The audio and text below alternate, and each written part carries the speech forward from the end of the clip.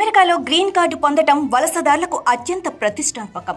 Green card హోల్డర్లు పూర్తిస్థాయి America పౌరులతో సమానం కాకపోయినప్పటికీ అక్కడి వారికి లభించే అనేక హక్కులు లభిస్తాయి. దీన్ని పొందడానికి విదేశీయులు సాధారణంగా ఉపయోగించే పద్ధతుల్లో ఒకటి ఆ దేశ పౌరసత్వం ఉన్నవారిని వివాహం చేసుకోవటం. ఇకపై ఇది చెల్లుబాటు కాకపోవచ్చు.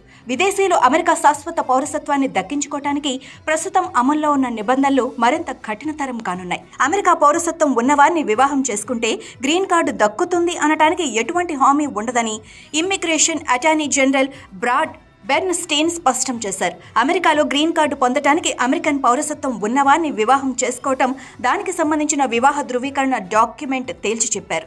తమ దేశ పౌరుడి జీవిత భాగస్వామి అత్యంత సన్నిహిత బంధువుగా మాత్రమే గుర్తిస్తామని స్పష్టం చేశారు. వివాహం చేసుకుంటే సరిపోదని, దీనికి సంబంధించిన నిబంధనలు, మార్గదర్శకాలు మరింత కఠినతరం చేయనున్నామని ఆయన హెచ్చరించారు. పెళ్లి గ్రీన్ కార్డును సంపాదించి పెట్టదని, కలిసి జీవించడానికి మాత్రమే సరిపోతుందని వ్యాఖ్యానించారు.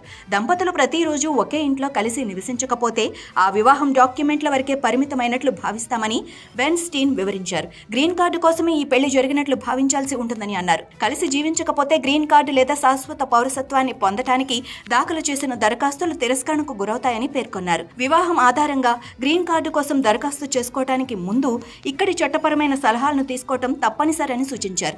గ్రీన్ కార్డు దరఖాస్తుదారులకు వర్క్ పర్మిట్ చెల్లుబాటును 5 ఏళ్ల నుంచి 18 నెలలకు తగ్గించిన విషయాన్ని ఆయన గుర్తు చేశారు. డైవర్సిటీ వీసా లాటరీని సైతం రద్దు చేశామని వివరించారు. దంపతులు వాస్తవంగా కలిసి నివసిస్తున్నారా అన్న అంశంపై దృష్టి సారించామని, దంపతులు విడివిడిగా నివసిస్తున్నట్లయితే వారి దరఖాస్తులను మరింత క్షుణ్ణంగా పరిశీలిస్తామని, దీనికి గల కారణాలపై ఆరా తీస్తామని అన్నారు. విడివిడిగా ఉండటానికి గల కారణాలు తమకు అవసరం లేదని, సహజీవనం చేస్తున్నారా లేదా అనే కీలక అంశమని, భార్యాభర్తలుగా నిజంగా కలిసి జీవిస్తున్నారా లేదా అన్న దానిపై మాత్రమే శ్రద్ధ చూపుతామని అన్నారు.